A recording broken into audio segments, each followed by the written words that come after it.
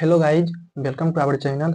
आज मैं SSC CGL mains का एग्जाम दिया हूँ, तो मैं उसके बारे में बताऊंगा कि उसमें मुझे मेरा एग्जाम कैसा गया, मैंने कितना अटेम्प्ट किया, किस सब्जेक्ट में कितना अटेम्प्ट किया, और आज का जो टाइपिंग था, टाइपिंग में क्या इशू था, क्या इशू नहीं था, कितने की स्ट्रोक आ रहे थे। चलिए मैं उसके बारे में आपको डिटेल से बताऊंगा। उससे पहले मैं आपको बताना चाहता हूँ, मैंने अपने टेलीग्राम चैनल का लिंक डिस्क्रिप्शन में और कमेंट सेक्शन में दोनों में पिन कर दिया हूँ। आप चाहें तो उसमें ज्वाइन हो सकते हैं। उसमें मैं एसएससी से रिलेटेड अच्छे अच्छे नोटिफिकेशन देते रहता हूँ, और भी जैसे कोई भी चीज हुआ मैं वो वहाँ पे अपलोड कर देता हूँ। आप उसको ज्वाइन लेकर कर उसमें बेनिफिट ले सकते हैं। ओके, चलिए मैं अब आपको आगे बताता हूँ। मेरा जो एग्जाम था वो मेरा एग्जाम पटना में था, और मेरा एग्जाम 20 जनवरी को था। तो चलिए मैं आपको बताऊंगा कि मैंने जो अपने एग्जाम को अटेम्प्ट किया वो पहले किस सब्जेक्ट को अटेम्प्ट किया, उसके बाद मैंने किस सब्जेक्ट को अटेम्प्ट किया। चलिए मैं बताता हूँ। सबसे पहले मैंने रीजनिंग अटेम्प्ट किया, उसके बाद मैथ को अटेम्प्ट किया, फिर मैं इंग्लिश को अटेम्प्ट किया, और लास्ट में मैंने जीके को अटेम्प्ट किया। जब एग्जाम स्टार्ट हुआ, मैंने पहले रीजनिंग को अटेम्प्ट किया, और रीजनिंग को मैंने गो थ्रू में एक बार में लगभग 20 से 21 क्वेश्चन अटेम्प्ट किया था, और 10 क्वेश्चन बच रहे थे। उसी प्रकार जब मैंने मैथ में आया, तो मैथ में मैंने लगभग 15 से 17 क्वेश्चन अटेम्प्ट किए थे एक बार में, लगभग 12-15 क्वेश्चन मेरे बच रहे थे। तो मैंने जब पूरा अटेम्प्ट किया तो मेरे पास लगभग 35 से 36 मिनट और बच रहे थे, और क्वेश्चन थे लगभग 20 से 25 क्वेश्चन थे बच रहे थे। तो मैंने फिर से एक बार रीजनिंग में आया, और जो जो क्वेश्चन मैंने शुरू में छोड़ दिया था फिर उसको अटेम्प्ट किया, और फिर मैंने उसके बाद मैथ में आया। जो जो क्वेश्चन मेरा लास्ट में जो कैलकुलेटिव था मैंने वो छोड़ दिया, सबसे लास्ट में अटेम्प्ट किया। और मैं आपको बताऊंगा कि इसमें एग्जाम का लेवल कैसा था। चलिए मैं आपको मैथ से स्टार्ट करता हूँ। तो मैथ का लेवल हम बोल सकते हैं इजी टू मॉडरेट था, और रीजनिंग का लेवल भी बोलिएगा इजी टू मॉडरेट ही था। उसी प्रकार इंग्लिश का लेवल भी इजी टू मॉडरेट ही था। जो फ्रेशर थे उसके लिए बोलेंगे इजी टू मॉडरेट, जो रिपीटर थे उसके लिए कहिएगा इजी था।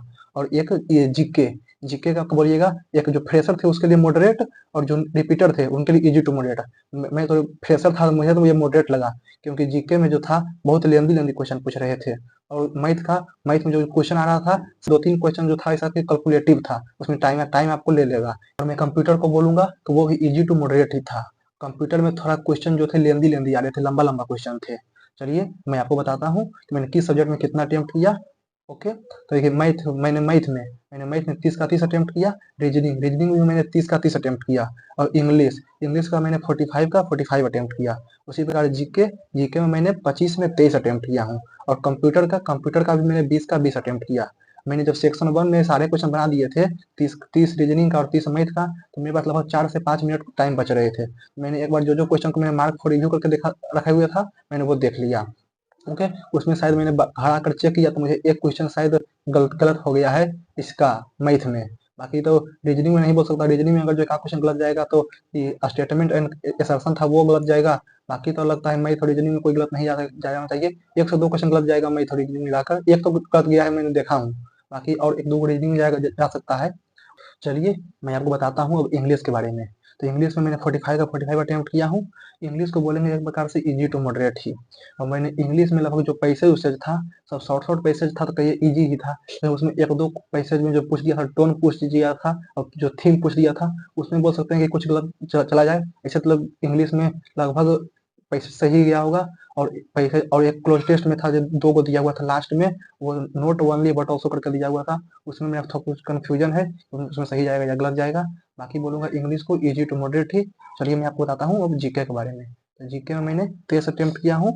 उसमें मैं बोलूंगा मेरे लिए तो जीके मॉडरेट था, क्योंकि मुझे लगभग इसमें से 8-9 से 10 क्वेश्चन आते थे, जो कि प्योर आते थे। बाकी मैंने कुछ तुक्का मारा है, कुछ कुछ 50-50 करके गलत किया है। और मैंने जब घर आकर चेक किया, उसमें लगभग 3-4 क्वेश्चन तो मैंने चेक किया तो वो गलत जा चुके हैं।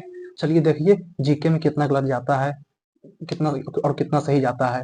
उसी प्रकार लगभग मेरा सेक्शन 2 में बोलेंगे कि इंग्लिश में लगभग मुझे ज़्यादा तो 6-7 क्वेश्चन गलत जाएगा, हो सके तो बहुत ज़्यादा।